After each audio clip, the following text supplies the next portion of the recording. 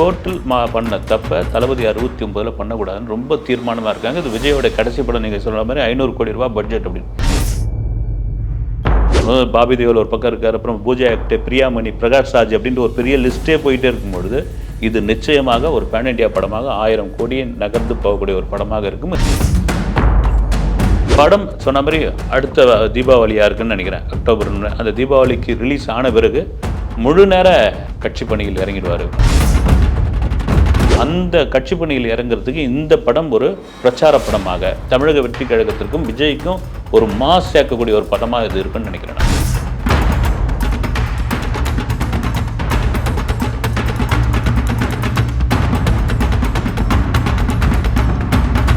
உலகெங்கும் வாழக்கூடிய ஆகாயம் தமிழ் நெஞ்சங்களுக்கு கிறிஸ்டியின் அன்பு வணக்கம். இன்று நம்மோடு சினிமா விமர்சகர் செய்யார் பாலு சார் இணைஞ்சிருக்காரு. வணக்கம் சார். வணக்கம். எப்படி இருக்கீங்க சார்? நல்லா இருக்கு. தளபதி 69 இப்போ கேஸ்டாக அது வந்து ஒன்றா சொல்லப்படுன்னு சொல்லியிருக்காங்க, நடிகர் யார் நடிக்கிறாங்க அப்படின்ட்டு. ஆனால் இன்னொரு பக்கம் வந்து 500 கோடி ரூபாய் பட்ஜெட்டில் எடுக்க போகிறோம், ஏன்னா கடைசி படம் அப்படிங்கிறதுனால கண்டிப்பாக ஒரு பெரிய பட்ஜெட் படமாக இருக்குன்னு சொல்கிறாங்க. இப்போ கோட்டில் வந்து சவுத் இந்தியன் ஆக்டர்ஸாக வந்து எடுத்திருந்தாங்க, ஸோ அதை வச்சு ஒரு பேக்கேஜ் பண்ணியிருந்தாங்க. இப்போ வந்து நார்த் இந்தியாவில் நிறைய பேர் இறக்க போகிறதா சொல்கிறாங்க. ஏன்னா ஆரம்பமே பார்க்கும்போதே ஏதோ ஒரு பெருசாக ஏதோ பண்ண போகிறாங்கிற மாதிரி தெரியுது. உங்கள் எதிர்பார்ப்பு என்னவா சார் இருக்குது? உண்மைதான், நீங்கள் அது அருமையாக சொல்லியிருந்தீங்க. வந்து அந்த கோட்டில் வந்து சவுத் இந்தியன் ஆர்டிஸ்ட்டாக உள்ள இறக்கியிருந்தாங்க அப்படின்னு. இன்றைக்கி வரைக்கும் கோட் மீதான விமர்சனம், வசூல் விமர்சனம், கலெக்ஷன் விமர்சனம் வந்து இன்றைக்கி வரைக்கும் போயிட்டுருக்கு. ஏன்னா வந்து கோட் வந்து எதிர்பார்த்த வசூலை கொடுக்கல, 500 கோடியே தாண்டலை, நெருங்கலை. அப்புறம் தோல்வி படம், அப்புறம் ஒரு தேட்டர் உரிமையாளர் வந்து எங்களுக்கு வந்து லாபம் கொடுக்கல, இது மாதிரிலாம் சொல்லிட்டு போயிட்டார். வந்து அப்புறமா அதை மீறி வந்து எங்களுக்கு நாங்கள் செலவு பண்ண தொகை இவ்வளோ, இதற்கான ஷேர் இவ்வளோ கிடச்சிது, இவ்வளோ அது என்ன சொல்லுவாங்க டேபிள் ப்ராஃபிட் இவ்வளோ கிடச்சுன்னா ஏஜிஎஸ் ஒன்று கொடுத்துருந்தாங்க. இதெல்லாம் மீறி தமிழ்நாட்டிலையும் ஓவர்சீஸ்லேயும் கோட் வந்து ஒரு சூப்பர் ஹிட். சரி, அதர் ஸ்டேட்டில் என்ன ஆச்சு அப்படின்ற பொழுது தான் இந்த இதுதான் நீங்கள் சொன்னது. இது வெங்கட் பிரபு தான் முழுக்க காரணம். வந்து பிரசாந்த் இருக்கார், பிரபுதேவா இருக்கார், அவர் இருக்கார், இவர் இருக்கார், ஸ்னேகா இருக்கிறாங்கன்ட்டு ஃபுல்லாக சவுத் இண்டியன் ஆர்டிஸ்ட்டை கொண்டு வந்து நீங்கள் வச்சதுனால என்ன ஆயிடுச்சுன்னா, ஒரு கட்டத்துக்கு அப்புறம் வந்து நீங்கள் விஜய் தான் ஓகே, விஜயே வந்து தெலுங்கில் அந்த அளவுக்கு இல்லை, கேரளாவில் ஒரு பெரிய மாஸ் இருக்குது. நீங்கள் நினச்சிருந்தா கேரளா ஆர்டிஸ்ட் ஒருத்தர் கொண்டு வந்து இதில் சேர்த்துருக்கணும். ஜெயராம் இருந்தார், அவரு கூட பெரிய இதுவெல்லாம் இல்லை. வந்து நீங்கள் இன்னோட ஒரு பலமான ஒரு கேரளா நடிகர் வந்து ஒரு 4 பேரில் ஒரு ஆளாக நீங்கள் எப்படி ஜெயிலரில் ஒரு விநாயகம் வந்து உட்காந்தாரு, இப்படி ஒரு மாசம் உருவாயிடுச்சு. வந்து நீங்கள் கன்னடத்துலேருந்து ஒருத்தர் கொண்டு வந்திருக்கலாம். வந்து நீங்கள் அப்படி இல்லைனா நீங்கள் மலையாளத்துலேருந்து கொண்டு இருக்கணும். ஏன்னா மலையாளத்தில் லியோ அளவிற்கு இந்த படம் இல்லைன்னு உண்மை சொல்ல. அவங்களுக்கு வந்து ஷேர் எங்களுக்கு ரொம்ப கம்மியாக வந்திருக்குன்னு சொல்லியிருக்காங்க. நார்த்தில் சுத்தமானதுக்கு காரணம் என்னென்னா, நாளைக்கு அதனுடைய ஓடிடியில் எல்லா மொழியிலும் வந்து ரிலீஸ் ஆக போகுது. அவங்க 8 வாரத்துக்கு பிறகு தான் ஓடிடி கொடுக்கணும் அப்படின்ற ஒரு டேர்ம்ஸ் அண்ட் கண்டிஷன் வச்சுருக்காங்க. அந்த 8 வாரத்துக்கு ஒத்துக்கலை அப்படின்னு போது மல்டிப்ளெக்ஸ் முழுக்க வந்து கோட்டை ரிலீஸ் பண்ணல. ஹிந்தி வெர்ஷன் கிடையாது, சிங்கிள் ஸ்க்ரீன்லாம் வந்து சிங்கிள் ஸ்க்ரீனில் தமிழ்லேயும் தெலுங்குலேயும் மட்டும்தான் இருந்தது. வந்து ஒரு பேன் இண்டியா படத்திற்கான மிகப்பெரிய வசூல் வந்து நார்த்தில் தான் உண்டு. அது அப்படியே மாறிடுச்சு. கோட்டில் பண்ண தப்பை தளபதி 69 பண்ணக்கூடாதுன்னு ரொம்ப தீர்மானமாக இருக்காங்க. இது விஜயோட கடைசி படம் நீங்கள் சொல்கிற மாதிரி 500 கோடி ரூபாய் பட்ஜெட் அப்படின்னு. இந்த 500 கோடி ரூபாய் பட்ஜெட் வரும்பொழுது தான் தமிழில் எடுப்பதற்கு எந்த ப்ரொடக்ஷன் நிறுவனங்களும் இல்லை, அதான் உண்மை. அதனால தான் கன்னடத்தை சேர்ந்த கேவிஎன் ப்ரொடக்ஷன் வந்து உள்ளே இறங்கியிருக்காங்க. ஒரு பெரிய டிஸ்ட்ரிபியூட்டர். அப்புறம் சில படங்கள்லாம் பண்ணியிருக்காங்க. 5வது படம்னு நினைக்கிறேன் இது வந்து பண்ணியிருக்காங்க. இந்த இவ்வளோ 500 கோடி அப்படி விஜய்க்கு கிட்டத்தட்ட ஒரு 275 கோடி சம்பளம்லாம் பேசிக்கிறாங்க. அது எந்த அளவுக்கு உண்மைன்னு தெரியல. மேபி அவர் கேட்டால் 300 கோடி நிறையா இருக்குல்ல சார், மாநாடெல்லாம் வரப்போகுது. அது விடுங்க, அவர் சம்பாரிச்சதான் எடுத்து பண்ண மாநாடுக்கு 100 கோடின்னு பட்ஜெட் போட்டிருக்காரு. அவர் என்ன இப்போ தான் வந்து 200 கோடி 100 கோடி வாங்குறாருன்னா அதெல்லாம் வாங்கிட்டார். இருக்கிறதுல வந்து ஒரு சம்பளத்தில் பாதி எடுத்து மாநாட்டு செலவு பண்ணிட்டு போவார், கட்சிக்கு செலவு பண்ணிட்டு போவார். இல்லை, கொடுக்கறதுக்கு ரெடியாக இருக்கிறாங்க. நீங்கள் ஒரு மாஸ் ஹீரோ பெரிய ஓப்பனிங்கில் இருக்கார், ஃபீல்ட் அவுட் ஆகலை, அவளுக்கான மார்க்கெட் இருக்குது, நான் உடனே ஸ்கிப் பண்ணுறேன், இதான் என் கடைசி படம்னா அந்த கடைசி படத்துக்கு எவ்வளோ பெரிய வரவேற்பு கிடைக்கும், எவ்வளோ ஹைப் உண்டாகும். இன்றைக்கி வரைக்கும் நான் சொல்கிறது ஓவர்சீஸில் விஜய் தான் வந்து கிங்கு. இப்போ அதை கொஞ்சம் கொஞ்சமாக மாற்றிக்கிட்டு வருது வேட்டையன் அந்த ப்ரீ புக்கிங்லாம் பார்த்தீங்கன்னா வேறு லெவலில் போயிட்டுருக்கு. ரஜினிகாந்த் மாஸ் உருவாகிட்டு இருக்கு. இப்போ அதனால தான் பார்த்தீங்கன்னா பாபி தேவல் உள்ளே வந்தார். பாபி தேவல் உள்ளே வந்தவொடனே நேற்றுலாம் சோஷியல் மீடியாவில் அவ்வளோ ட்ரெண்டிங். பாபி தேவல் உள்ளே வந்ததுக்கு இன்னொரு காரணம் வந்து அனிமல். ஏன்னா அனிமல் படம் முடிச்சுட்டு பாபி தேவல் ஒரு இன்டர்வியூ கொடுத்துருப்பாரு. எனக்கு சவுத் இந்தியாவில் வந்து நிறைய படங்கள்லாம் வாய்ப்பு வந்து, குறிப்பாக தமிழ்லாம் வாய்ப்பு வந்து எனக்கு பெரிய ஆர்வம்லாம் கிடையாது. நான் எதுவும் அவங்கள வந்து குறைச்சலாம் மதிப்பிடல. எனக்கு நார்த்லேயே பெரிய இதுவாக இருக்குது. லாங்குவேஜ் ப்ராப்ளம் எனக்கு கொஞ்சம் அந்த பயமாக இருந்தது. ஓகே, சவுத் இண்டியன் மூவிஸ் அப்படியே ஒரு மாதிரி நான் என்ன பண்ணேன், ஏன் அலட்சியத்தில் அதை நான் தள்ளிட்டேன். ஆனால் அனிமல் வந்த பிறகு எனக்கு சவுத் இண்டியன் ரசிகர்கள் கொடுத்த ஆதரவு நான் ரொம்ப வெக்கப்படுறேன். குறிப்பாக தமிழ் ரசிகர்கள் அப்படி என்னை கொண்டாடி தீர்த்துட்டாங்க அப்படின்னு மட்டும் தான் கங்குவாக்குள்ளே வந்தது. கங்குவா இப்போ நடந்துகிட்டு இருக்கு. இப்போ அனிமலுக்குள்ளே மிக உற்சாகமாக பாபி தியோல் வந்து உள்ளே வந்திருக்காரு. ஓகே, அதனால தளபதி 69க்கும் உள்ள வந்திருக்காரு. ஆமாம். ஓகே, இப்போ அச்சுவினோத்தை பற்றி பேசணும் அப்படின்னா ரீசெண்டாக ஒரு வீடியோ கூட பார்த்துருப்பீங்க. ஏதோ பட்டன் ஃபோன் வச்சிருக்காரு அப்படின்னாங்க. ஆக்சுவலி அது வந்து ஃப்ளிப் ஃபோனுன்னு சொல்லியிருந்தாங்க. பட் அப்படி ஒரு செட்டிலாக இருக்கக்கூடிய ஒருத்தர். விஜயோட படம் அப்படின்னாவே அந்த டைரக்டர் வந்து கொஞ்சம் அதிகப்படியாக தான் பேசுவாங்க. நிறைய விஷயங்கள் வந்துட்டு கொஞ்சம் பிரம்மாண்டமாக பண்ணணும் ஆசைப்படுவாங்க. ஆனால் இவர் ரொம்ப சாதாரணமாக ஒரு கதைக்கு எடுத்தால் கூட லொக்கேஷன் நடந்தே போகக்கூடிய ஒருத்தர்.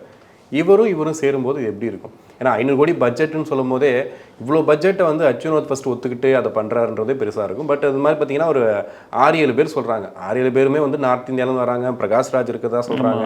ஸோ இத்தனை பேரையும் ஹேண்டில் பண்ணி ஒரு பிரம்மாண்டமாக படம் வந்து அச்சுவினோத் கொடுப்பாருன்னு நினைக்கிறீங்களா? இல்லை, ஒரு இயக்குனருடைய உங்களுடைய எளிமையாக அவருடைய உருவத்தை அவருடைய உடையை வச்சு நம்ம வந்து இதுதான் படம் பண்ணுவாருன்னு நம்ம முடிவு பண்ண முடியாது. அச்சுவினோத் வந்து சதுரங்க வேட்டைக்கு வந்து ஒரு கதையை வச்சுக்கிட்டு எங்கெங்கேயோ அலைஞ்சிக்கிட்டு இருக்காரு. பார்த்திபனிடம் அசோசியேட்டாக இருந்து ப்ரொடக்ஷனையும் கற்றுக்கிட்டு வெளியே வந்து தனியாக வாய்ப்பு தேடுறாரு. வாய்ப்பு கிடைக்கலன்னா கோயம்பேடு மார்க்கெட்டில் வேலை பார்க்குறாரு. அங்கே வந்து கோலி சோடா படப்பிடிப்பு நடக்குது. விஜய் மில்டன் போய் மீட் பண்ணுறாரு. ஒரு ஸ்கிரிப்ட் இருக்குதுன்னு காமிக்கிறாரு. அந்த ஸ்கிரிப்டை படிக்கிறார் விஜய் மில்டனு. பிரமாதமாக இருக்குதுங்க, நான் போய் லிங்குசாமி போய் பாருங்கன்றாரு. லிங்குசாமி கிட்ட போனோன்னே இல்லை இல்லை தம்பி, நான் ப்ரொடக்ஷன் இப்போ நாங்கள் கொஞ்சம் குறைச்சிருக்கிறோன்னு சொல்லி ஒரு ஷூட்டிங் ஸ்பாட்டில் மனோபாலா கிட்ட இந்த கதையை சொல்கிறாரு. யார் அதை அனுப்பியா அப்படின்றாரு. வந்து ஸ்கிரிப்டை படிச்சோன்னு நான் தயாரிக்கிறேன். அவருக்கு என்ன இது வினோத்துக்கு எவ்வளோ ப்ரொடியூசர் இருக்கும் பொழுது ஒரு இயக்குனர் அவர் காமெடி நடிக்கிற மாதிரி அவருக்கு என்ன பெரிய வருமானம் ஒரு படத்துக்கு கொடுத்துட்டு போகிறாங்க. மற்ற காமெடி நடிகர்கள் தாண்டி ஒரு இயக்குனர் மனோபாலா ஒரு நல்ல இயக்குனர். அப்புறம் இப்போ காமெடி பண்ணிக்கிட்டு இருக்காரு. அது காமெடியில் தான் அவருக்கு வந்து சம்பளம். அந்த சம்பளத்தை பெரிய சம்பளம் கிடையாது. ஆனால் எனக்காக அவர் கதையை புரிஞ்சுக்கிட்டு தயாரிக்க வராருன்னு சொல்கிற பொழுது இந்த ப்ரொடக்ஷன் அந்த இது இருக்கு இல்லைங்களா, பட்ஜெட்டை அந்த அளவுக்கு குறைச்சிருக்காரு. எந்தெந்த இதெல்லாம் வந்து எந்த அளவுக்கு இந்த படத்தை சிக்கனமாக எடுக்கணுமோ அப்படி குறைச்சிருக்காரு. அதுதான் அச்சுவினோத். ஓகே, இல்லை நேற்று நான் அந்த இன்ஸ்டாகிராமோட ஒரு அக்கௌண்ட்டை பார்த்தேன். மொத்தமாக 30,000 ஃபாலோவர்ஸ் தான் இருக்காங்க. ஒரு தளபதி விஜய் படம் லாஸ்ட் படம் பண்ணக்கூடிய இயக்குனர். அவர் போட்ட போஸ்ட்டே பார்த்தீங்கன்னா 4 போஸ்ட் 5 போஸ்ட் தான் இருக்கும். அப்படின்னும் போது இந்த ப்ரொமோஷன் சைடில் வர்றது, ஆடியோ லான்ச்சில் வந்து பேசுறது, இப்போ அட்டையெல்லாம் விட்டிங்கன்னா இப்போ கூட வந்து தளபதி படத்துக்கு அவர் ப்ரொமோஷன் பண்ணிட்டு இருப்பார் எங்கேயாவது. அந்த மாதிரி இருக்கும்போது இவர் அந்த மாதிரிலாம் வருவாரா, பண்ணுவாரா, பேசுவாரான்னு இருக்கு இல்லையா? பண்ணி தான் ஆகணும்.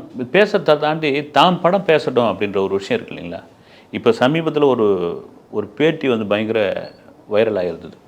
மஞ்சு வாரியர் ஒரு இன்டர்வியூ கொடுத்துருந்தாங்க. வந்து என்ன இது மாதிரி துணிவு படத்தில் நடிச்சுக்கிட்டு இருந்தேன், என்னங்க எனக்கு நடிக்கிறதுக்கு ஸ்கோப்பே இல்லை அப்படின்னு. இல்லை, இந்த கதைக்கு இது போதும் மேடம், நல்ல ஒரு கதை எடுக்கும்போது உங்களை அப்படி நான் சொன்னதை அவங்க சொல்லி விட்டாங்க பொது வெளியில் வந்து. ஓகே, இதுதாங்க யதார்த்தமான ஒரு படைப்பாளி. வந்து எந்த வித அரிதாரமும் பூசாமல் சாதாரண பட்டன் ஃபோனை வச்சுக்கிட்டு சார் கமலுக்கு வந்து இந்த படத்துக்கு முன்னாடி கமலுக்கு தான் கதை பண்ண போகிறாரு. கதை டிஸ்கஷன் நடந்துகிட்டு இருக்கு, எல்லாம் நடந்துகிட்டு இருக்கு. ராஜ்கமல் பிளிங்ஸு போயிட்டு வராரு, இதெல்லாம் பண்ணுறாரு. ஒரு உற்சாகத்தில் பேசிக்கிட்டே கீழே இறங்கி வந்திருக்கார். படியிலேருந்து இறங்கி அப்படி லிஃப்ட்லேருந்து வந்திருக்கார். வந்தவுடனே சார் நான் கிளம்புறேன் சார் சார். எப்படி கிளம்புவீங்கன்னாரு. ஒரு ஆட்டோ பிடிச்சி போகணும். அப்போ ஆட்டோவில் தான் சார் வரேன் நான் அப்படின்னு இமீடியட்டாக ஒரு கார் கொண்டு வந்து இது நடந்தது. ஒரு டிரைவரோட இந்த படம் முடிகிற வரைக்கும் இந்த டிரைவரையும் இந்த காரையும் வச்சுங்க, பெட்ரோல் நாங்கள் ஆஃபீஸ் போட்டுங்கன்னு சொன்னது தான். அந்த எளிமை அங்கே புரிஞ்சு அவருக்கு வந்து புரிஞ்சிருக்கு. அந்த ப்ராஜெக்ட் அப்படியே ட்ராப் ஆகலை, தள்ளி போகுது. அது இதுதான் வந்து அச்சுவினோத். கண்டிப்பாக நீங்கள் அந்த ஒரு எளிமையை வச்சுக்கிட்டு இதுவே கூட விஜய்க்கு பிடிச்சி போயிருக்கலாம் இல்லைங்களா. ஒரு இம்ப்ரெஸ் ஆகிக்கலாம் முதல்ல வந்து டக்குன்னு ஒரு பிடிச்ச ஒரு விஷயமா இருக்கும். அதுக்கப்புறம் கதை கேட்டுருக்கலாம்.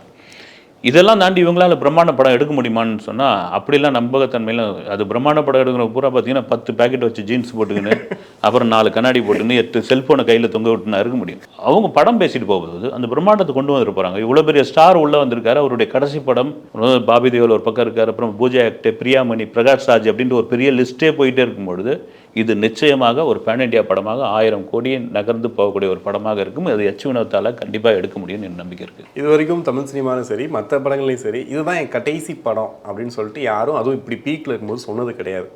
அப்படின்னும் போது இப்போ விஜய் வந்து ஆக்ஷன் பண்ணுறாரு, கமர்ஷியல் எல்லா ஜன்னலையும் பண்ணி முடிச்சிட்டாரு. அப்போ இந்த கடைசி படம்போது இது எப்படி இருக்குன்ற ஒரு எதிர்பார்ப்பு இருக்கும்ல சார்? உங்கள் அனுமானத்தில் இது என்ன மாதிரி இருக்கும்னு நினைக்கிறேன்? நிச்சயமாக அரசியல் பேசக்கூடிய ஒரு படமாக இருக்கும். அவர் என்னதான் அச்சுவினோத் வந்து ஒரு அரசியல் படமாக முழுக்க இருக்காது அப்படின்னு சொல்லியிருந்தாலும் வந்து ஒரு அரசியல் படமாக வச்சுருக்காருங்க. ஆமாம், இது விஜய்க்கான ஒரு கமர்ஷியல் படமாக இருக்குன்றார். ஒரு கமர்ஷியலோடு சேர்ந்த ஒரு அரசியல் படமாக இருக்கும் அப்படின்னு கூட வச்சுக்கலாம். ஒரு மாஸ் படமாக இருக்கும். ஒரு முதல்வனை வேறு மாதிரி எடுத்தால் அப்படி இருக்கும். நீங்கள் அது வேணாம். முதல்வன் பார்த்தீங்கன்னா ஒரு கண்டென்ட்டாக நீங்கள் கேட்கும் பொழுது பிரமாதமையானவர். ஒரு சாதாரண ஒரு ஜேர்னலிஸ்ட்டு ஒரு முதல்வர் போய் பேட்டி எடுக்கிறாரு, இந்த நாற்காலில் ஒரு நாள் இருந்து போகிறான் நீன்னு, ஒரு நாள் இருந்துடுறான் அவன், அதுக்கப்புறம் என்னென்ன நடக்குது அப்படின்னு இப்படி கேட்டுன்னா பிரமாதம் ஏன் சொல்லலாம். இதை நீங்கள் மலையாள படம் மாதிரி வேற ஒரு ஆங்கிள் எடுக்கலாம், பக்கா கமர்ஷியல் படம் மாதிரி இருக்கலாம். அதுதான் சங்கர் பண்ணியிருந்தார். இப்போ எச் வினோத்தும் அந்த மாதிரியான ஒரு ஜானரில் தான் விஜய்க்கு இதை கொண்டு வரப்பாங்க. ஒரு பக்கம் கண்டென்ட்டும் பேசும், இன்னொரு பக்கம் கமர்ஷியல் அடித்து தூள் கலப்போம். கண்டிப்பாக அதோட கிளைமேக்ஸை தான் வந்து எல்லாருமே எதிர்பார்ப்பாங்கன்னு நினைக்கிறேன். ஏன்னா லாஸ்ட் படம் கடைசியாக ஒரு ஸ்க்ரீனில் பார்க்க போகிறோம் அப்படின்னு. ஆனால் அந்த கேவிஎன் வந்து கொஞ்சம் இப்போயே திங்க் பண்ண ஆரம்பிச்சிட்டாங்கன்னு நினைக்கிறேன். ஏன்னா அதையும் ஒரு ப்ரொமோஷனலாக யூஸ் பண்ணி ஒரு வீடியோ ரெடி பண்ணி எமோஷ்னலாக நம்மளை விட்டு விஜய் போகிறாரு அப்படின்ற மாதிரிலாம் பண்ணிட்டாங்க. ஸோ இதே வந்து அந்த கிளைமேக்ஸில் இருக்கும்னு நினைக்கிறீங்களா? நிச்சயமாக இருக்கும். கரெக்டாக சொன்னீங்க நீங்கள். அந்த ஒரு வீடியோ பார்த்ததுக்கே அவ்வளோ பேர் வந்து ஒரு மாதிரி ஆகிட்டாங்க. வந்து அது காரணம் என்ன, விஜய் பிடித்தவர்கள் பிடிக்காதவர்கள் இதெல்லாம் மீறி வந்து நான் சொல்கிறது வந்து ஒரு ஃபேமிலி ஆடியன்ஸுக்கான ஒரு ஹீரோன்றது வந்து பெரிய கஷ்டம். ஒரு குழந்தைகளுக்கு பிடித்தமான நடிகர்த்து வந்து உலக அளவில் ஒரு சில நடிகர்கள் மட்டும்தான். அவங்களுக்கு ஏன் பிடிக்குது எது பிடிக்குது அந்த காரணமே தெரியல. நீங்கள் விஜய் ஒரு படம் ரிலீஸ் ஆகி ஒரு டயலாக் ஹிட் ஆகுதுன்னா நீங்கள் தெருவில் ஒரு 2 பசங்க பேசிக்கிட்டு இருப்பாங்க. இது ரஜினியோடைய இது வந்து ரஜினி இது 90களில் நாங்கள் பார்த்துருக்கோம். ஒரு தம்பிக்காரனை வந்து அண்ணங்காரன் உள்ளே போ அப்படின்வான் அந்த ரோட்டில். நானே சொல்லியிருக்கேன், நீங்களே சொல்லியிருக்கீங்க பார்த்தீங்களா? அப்படி இந்த தாக்கம் தான் சொல்கிறேன் நான். இந்த குழந்தைகளுக்கான தாக்கம் வந்துருக்கு இல்லைங்களா, அது விஜய்கிட்ட இருக்கிற ஒரு மாஸ்டர் அப்படின் பொழுது இது ஒரு என்ன சொல்கிறது, நீங்கள் சொல்ல மாதிரி ஒரு கிளைமேக்ஸில் ஒரு எமோஷனல் கொண்டு வந்து கண்டிப்பாக டச் பண்ண வச்சுருவோம். ஓகே, அச்சுனத்தோட முன்னாடி படங்களை கம்பேர் பண்ணுவாங்களா சார்? ஏன்னா 2 படம் கொடுத்தாரு, 2 படம் வந்துட்டு அப்படியே ஆப்போசிட்டாக அஜித்துக்கு பண்ண படங்கள்.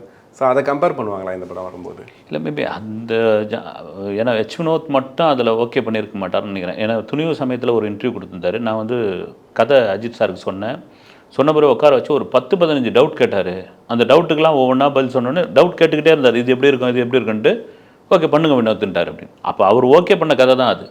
இப்போ ஹீரோ ஓகே சொல்லாமல் எந்த இயக்குனரும் வந்து சொல்ல மாட்டேன். இப்போ அஜித்துக்கு இப்போ விஜய் கூட ஒரு 3 கதை கூட சொல்லியிருக்கலாம். அவர் வந்து அதுலேருந்து ஒரு கதையை டிக் பண்ணியிருக்கலாம், இந்த கதை தனி சரியாக வரும்னு. அது இயக்குனராக இந்த ஹீரோவுக்கு எந்த மாதிரியான ஒரு படமாக இருக்கும். இப்போ எச் வினோத்துக்கு ஏகப்பட்ட ப்ரெஷர் என்ன காரணம் நீங்கள் சொல்கிறது தான். ஒரு 500 கோடி பட்ஜெட்டு, 230-270 கோடி சம்பளம், அதை தாண்டி கடைசி படம் தமிழக வெற்றி கழகத்தினுடைய தலைவர், அதன் பிறகு அரசியலுக்குள்ளே போகிறாரு, கட்சிக்குள்ளே போகிறாரு, தேர்தல் பிரச்சாரத்துக்கு போகிறாரு. இந்த படம் அதுக்கு எப்படியா இருக்கும், அது நெகட்டிவாக மாறிடக்கூடாது. அவங்களுக்கு வந்து இந்த படம் உதவிகரமாக இருக்கணும், அதுக்காக ரொம்ப கிரிஞ்சாகவும் மாறிடக்கூடாது. இத்தனை ப்ரெஷர் அவர்கிட்ட இருக்குது. வந்து இப்போ நீங்கள் போட்டு விபியை போட்டு அந்தளவுக்கு போட்டு வெள்ளுன்னு வெளுக்கிறாங்க. ஏங்க இதெல்லாம் பண்ணீங்க, ஏங்க இதெல்லாம் வந்து ஓப்பன் சஸ்பென்ஸ் வச்சிங்க நீங்கள் அப்படின்னு கேட்குற கேள்வியெலாம் இருக்குல்ல. இது எல்லாத்துலையும் விஜய்க்கும் தெரிஞ்சிருக்கும், வினோத்துக்கும் தெரிஞ்சிருக்கும். ஒரு முடிவு பண்ணி இது ஒரு மாஸ் படமாக கொண்டு வரணும் அப்படின்ற ஒரு முடிவுக்கு இருக்கும்.